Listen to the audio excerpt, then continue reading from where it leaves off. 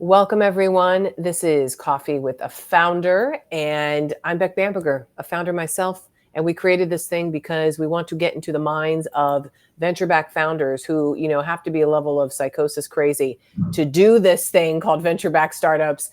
Takes one to know one, and all this stuff. We deal with all the venture-backed folks and venture funds at BAM, which is my agency that's been representing folks for 15-something plus years. So I've been having a lot of fun with these. And Danny, you're coming from Chicago today. This is Danny Freed, who is the founder and CEO Correct. at Blueprint. By the way, is it blueprint.ai or just Blueprint? We go by Blueprint. Our domain is blueprint.ai. So Great. Okay, Blueprint, which is helping significantly in the mental health space with, you said, about 50,000 now therapists using the platform / product. Yep. Amazing. Okay.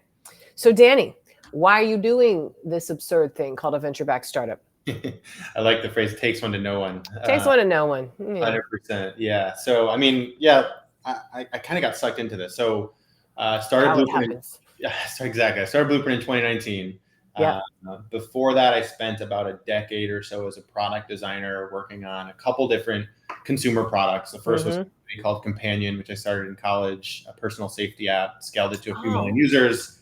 Then joined a company called Trunk Club, which was we know about that. Yep. In the personal stylist space. They got acquired by Nordstrom. The whole reason I sort of went from this consumer lens into is because along the way I lost one of my best friends to bipolar disorder.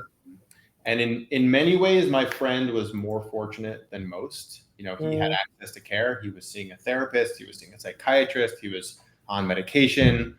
But at the end of the day, none of that stuff mattered. Treatment didn't work. And he died by suicide between appointments. I knew nothing about mental health at the time. And I didn't turn around and start this company. It wouldn't be for another 6 years after that happened. Their Blueprint. But that was the catalyst. And I can walk you through sort of like how that all transpired. But that's how I got sucked in originally and haven't looked back since. So your friend died. I'm so sorry. Thank you. People... suicide is one of the most gutting things, I think, in the human existence. I work with people who are suicidal and ideation and whatnot. And it's very hard. But it took some time, you're saying, before you were like, oh, hey, so like connect us to, well, what was missing in the therapy space that needed to happen? Yeah. That was this very personal experience. I had no intentions of starting this company. Yeah. I was busy doing other stuff at the time. Yeah. But after the dust settled a bit with my friend, I found myself curious, just trying to figure out and better understand what he had been going through. And so I started by just reading and researching and learning and listening. And then it turned into reaching out to people in the space. And then it turned into starting to go to some meetups and conferences. And this is over the course of many years. Yeah. Again, initially it was just trying to better understand my friend, right?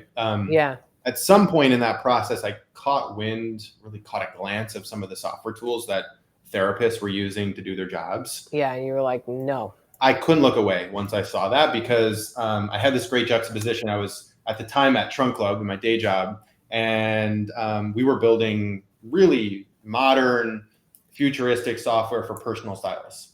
And nothing against personal stylists. No, that's great and fine, but that's not life-saving. Yeah, we could probably agree therapists are more essential. And so, but at the same time, the software stack for a therapist literally felt like it was stuck in the 90s. And so that was the genesis. So real quick, why? Now we know there's tons of industries that are truly in the 90s and such, but did you unlock like why, especially in a therapist space? I would think, well, look at the CAC. My God, everyone has a therapist now. Like this is such a thing. Yeah. Why was it so bad? It was very different in 2016, 17, okay. 18, 19. Yeah, that's true. That's true. From an attention, eyeballs, even like VC funding. There was no VC funding for mental health when we were getting started. Yeah, good point. That was pre-COVID. Also, healthcare has always lagged behind technology. And the way mental health is structured is most mental health care happens outside of a health system or hospital. Like 70 or 80 or 90% happens outside of a large system. And so it's mostly independent practitioners. And they typically don't have very large budgets to go and, get big implementations of Epic or some other, large scale EHR. And so I think all of healthcare had until recently been left behind. Yeah. And mental health practitioners even more so. They sort of get left behind in a lot of different ways within healthcare, which we can talk about that sort of translates to a bunch of problems on the patient client side. But that's my hypothesis. But who knows? All I know is at the time, and still very much to this day, therapists don't have the tools they deserve in order to do the work they need to do and they want to do. And a lot of the tools end up really asking the therapist to do a lot of extra work. And we're trying to reverse that and make these tools work for them and work on behalf of them and get out of the way. I want to go back to something you said earlier, which has been a favorite question of mine in dinner party settings and just like friend updates and things, because I love some deep questions, which is, what have you seen that you cannot unsee? And it sounds like you saw like the software, you were like, oh, I cannot unsee it now. Like now I gotta do this. So yeah, sounds like that was yours. Watching a therapist go through their day-to-day, in particular, all of the work that comes as a result of seeing a client, they call their patients clients typically. Yeah. And all of the administrative work that comes after each session. A lot of it they don't get to till later on, but there's like this, I can't fully articulate it, and I also can't unsee it. There's this like timeline of things that has to happen for every single one of their clients every single time they see them, right? They've got to finish their documentation. They've got to schedule the next session. They've got to submit the code and submit the claim to insurance. And they have to collect the code. I could go on and on and on. And what's interesting for an independent therapist is not only are they running the business and delivering the care, they're also the administrative person. They're handling billing. They're handling scheduling. They don't have a team. They can't. I was going to say, it's not like a regular doctor who has the admin person coming in with the screen or whatever, because it's one-to-one, super intimate. Exactly. They don't even sit at a front desk. It's just if it's in person, they have a room and people, they come and grab them. And so it's very independent. And by the way, is this also applicable to digital therapy? Yep. So the same things. Okay. Yep. About half the sessions that run through Blueprint are telehealth or virtual, and about half are in person. What are you seeing now in therapy as like I don't know if you have a hot take on it, or like just something like, is there something emerging into the light that you're noticing that I'm sure therapists, customers say, this would be incredible data to understand. Yeah, well, I don't know if you can say on the actual content. I mean, this is a big part. What we're hearing sort of in the field is AI is taking over, and there's a bunch of different opinions on that. Specific to your question, like what are clients saying? Like one big thing we're really like sort of hell bent on is this actually isn't our data. This is the therapist data, and so we have like the highest degree of protection, security, control around that data. We don't even maintain a lot of the data, like the audio recordings that come through Blueprint gets automatically deleted. They control the transcripts. They can auto delete them because there's this big, I don't want to call it a split, but there's different camps, I would say, amongst therapists and how they feel towards AI. Some what are the camps? Are super excited about what it unlocks for them. How much productivity gains they have. They can do what they love, and they can still go home at 5 p.m. and spend time with their friends and family and not get bogged down with all this other administrative stuff. And then there's another camp of therapists who are scared that AI is coming for their jobs, and there's a bunch of platforms and companies and we've all seen those articles of a couple of people using ChatGPT as their therapist and all the shenanigans happening there. So exactly. So there's a lot of fear around that too, and I think the data privacy angle. I think there's room for leveraging AI in a bunch of different ways. We really believe putting therapists at the center of all of that is the key, but there's a lot of different approaches out there. What's your take? It sounds like it's like, hey, this is a massive, fantastic tool to work with an analog, like an actual human, which is the real connection, hopefully, that you want to have. I think therapists are superheroes. And I think that's a tough job. It's a very tough job. It's very underappreciated. I also think every superhero needs a great sidekick, and that's where we think Blueprint can come in and support them. But we don't even call ourselves an AI assistant. We don't call ourselves AI co-pilot. That's intentional. We're not a co-pilot. You are the pilot, and we are your assistant. And so that's the way we see the world. At the same time, I think there's plenty of opportunity for us to go and help do work on their behalf, under their control, interacting with their clients. Not something we do a lot of today, but it's something we're thinking about. I think the therapist has to be the pilot. They have to be in control. They're running point on sort of the treatment plan. So that's how we see the world. Does your entire team have therapists? Like, does everyone have do therapy, including you, Danny? We certainly make it very easy for that to happen. The other thing that's interesting about our team is I think it's 30 to 30. You have a lot of therapists. Team our therapists. Yeah. In a bunch of different roles. Our COO is Yes. a therapist formerly, a bunch of people on marketing and support and design and whatnot. So we've tried to be really intentional about that. And I would say at first it was just sort of part of our secret sauce. It's now something we're leaning on the marketing side. I think it resonates with therapists, this sort of for therapists, with therapists, and how we build this. 100%. By therapists in some ways too. So that's how we go about it. Good. And you have a therapist? I do. There you go. Okay. I was going to say, if you didn't, Danny, you got to preach what you're serving up here. So good. Yep. Good. Do you go to therapy with your co-founder, by the way? Solo founder. Oh, you're solo founder. Okay. Excuse me. I saw. Okay. Yes. I was looking at the website. But I know that's a hot topic. That is a hot topic. Therapist, yeah. Yes. Okay. For you, Danny, what recently became clear? I think for me, I mean, we've been over the last many weeks and months thinking about how do we take what we've done thus far from a note-taking documentation standpoint, which has largely been how do we bring AI to this workflow and not just make it easier for a therapist to do the work, but actually do the work for them. Yes. What has become clear is how do we translate that to the other administrative workflows, which is primarily billing insurance, collecting payment from clients, and scheduling as sort of like the three big ones. And it has become clear to us how we do that with the same level of magic. We haven't yet announced it or sort of like shared that magic, but we're working on in the next couple of months, we'll be sort of unveiling that. But that has been clear because I think the first time we watched, tens of thousands of therapists interact with this AI assistant writing their notes for them, you could just see it on their face, just like fully like mind blown, right? This the first time you use ChatGPT, everyone had the same reaction. Oh yeah, it's like, what is happening here? Yes, recreating that moment in all these different problem areas and workflow areas is what we're after right now. Oh, there is nothing like the aha from a customer or a client. And they're like, oh my gosh. Oh, that's very cool. Totally. They've done that. Okay. Let me ask you, like, beyond this. Okay. Now you have this product that now does these wonderful things you're saying. It's scheduling, it's doing the billing, it's doing the things. Like, what else? What else is there? Like, what does the therapist in 10 years need?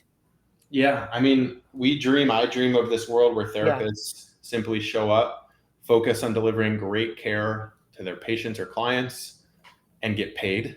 Yes. The fair wage and the amount that is connected to their effectiveness and their efficiency. And so what we're really focused on right now is how do we help make therapists more efficient and how do we help make them more effective, which is a hard thing to define. Effectiveness for a therapist can be very different depending on the therapist. Yeah. And so we're focused on building the operating system around that now, but ultimately the sort of like final stage, if you will, for Blueprint is, okay, now therapists are using Blueprint, they're more efficient, they're more effective, delivering higher quality care.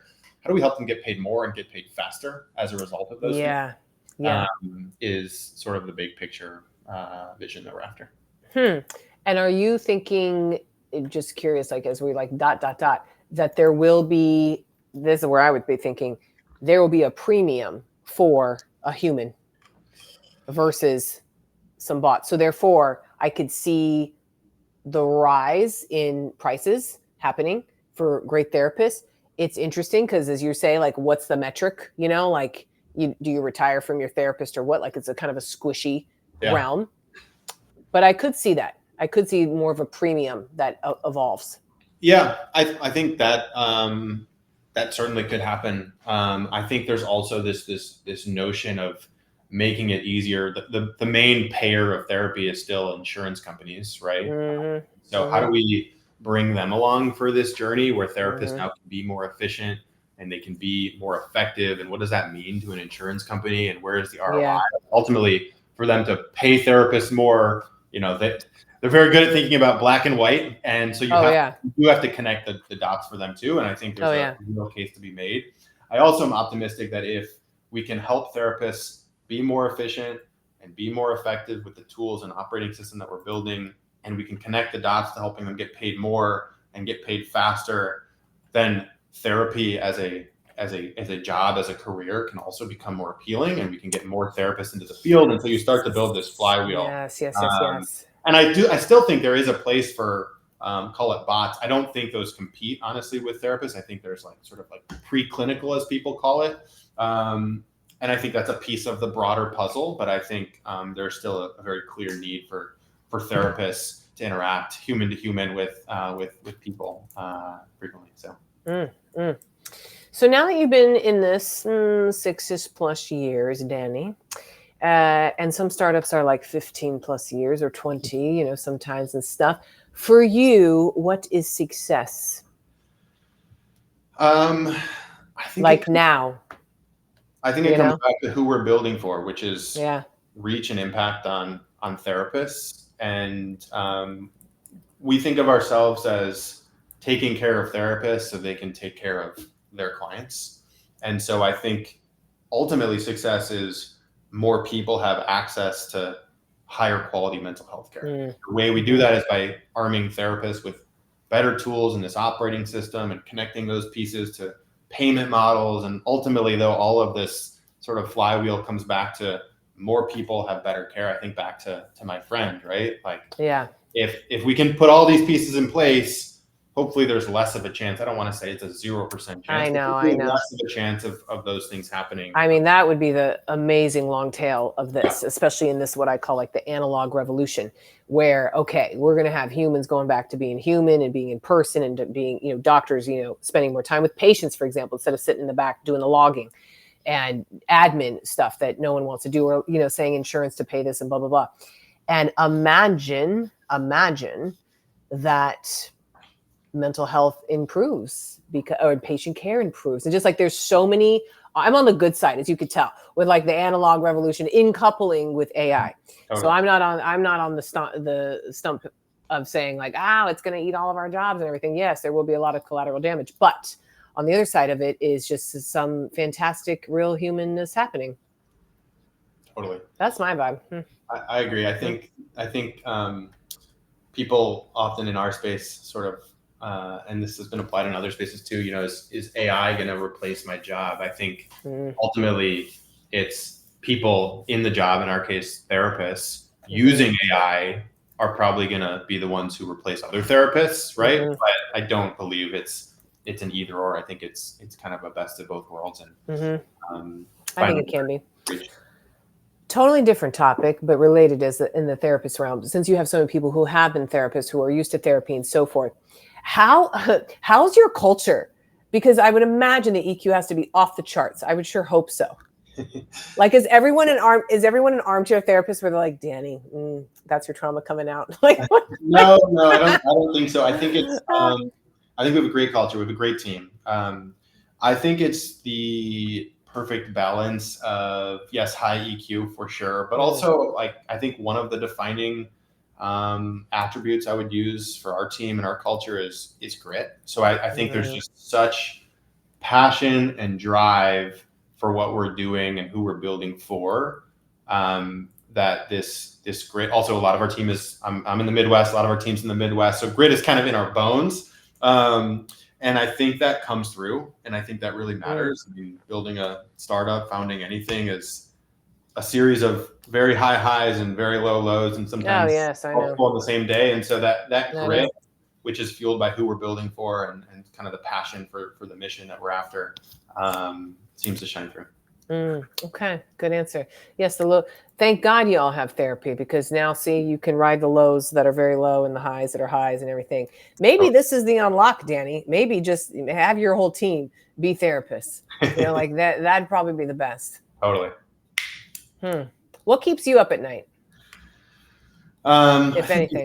Just are we moving fast enough? Can we move faster? There's so much positive feedback we hear. And also at the same time, I think as founders, we always see the things that aren't going well. Yes. And we see the impact that we're having and the gaps in between where we are and where we want to be. And so it's just, how do we go and reach more people, and how do we have more of an impact on those people? And why can't that happen tomorrow? And it's just I know. Whatever initiative it might be, but it's just sort of that fire of getting as close to that vision as possible, as quickly as possible, and sort of feeling unsatisfied all the way through until yes, this is part of founderitis. Yes.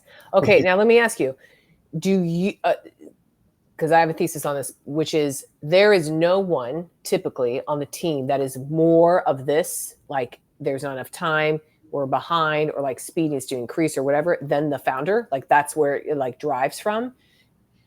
Would you agree with that? Or do you feel you have people on the team that are like voracious, like at the level you are? Both. There's no answer that's right. Yeah. Okay. I think I like to think my sense of urgency is unmatched, but not all the time. I think like we have a great team who at various points in time will outmatch me or match me. And I think that's key. I think we're all pushing each other. I think we're very aligned on where we want to go. And we all have tons of internal intrinsic motivation wanting to get there and be really successful as a company in getting there. And so I think we've built a great team that can both push and pull and sort of work towards that outcome. What also curious as it relates to the VC funding. And so you're saying like, okay, we have all this drive, we're building this product and such. Is the pitch a typical VC pitch, would you say?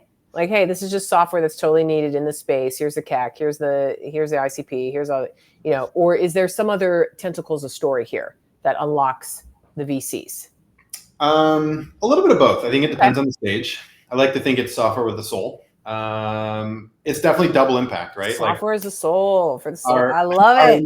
Chicken soup for the soul thing. Yeah. Incentives really matter, right? Our incentives are very tightly aligned, which is like the more therapists using our product, the more revenue we earn, and the more clients have impact, right? Yes. So that's really important, where we can then focus on any one of those things, and they all sort of collectively move in tandem for the most part. So I think the folks who we've attracted definitely have personal connections. I mean, everyone has a story like mine is one of the things that I've uncovered over the last 6 years. And so usually when I tell that story, there's some flavor variation of them or someone you know or whatnot. And so I think that matters. But I think also at the end of the day, we're trying to build a really big business. And so the underlying business metrics matter too. Yeah. Well, Danny Freed, founder of Blueprint and the CEO, thank you for doing, what did you call this? Software with a soul. Software with a soul. Soul capital, I would say it too. I need some soul capital, man. Totally. Doing the good fight for therapists that are out there. They are doing God's work. My God. Thank you for being on today. Thanks so much for having me. This is a lot of fun. Great. Thanks, Danny. Thank you. Appreciate it.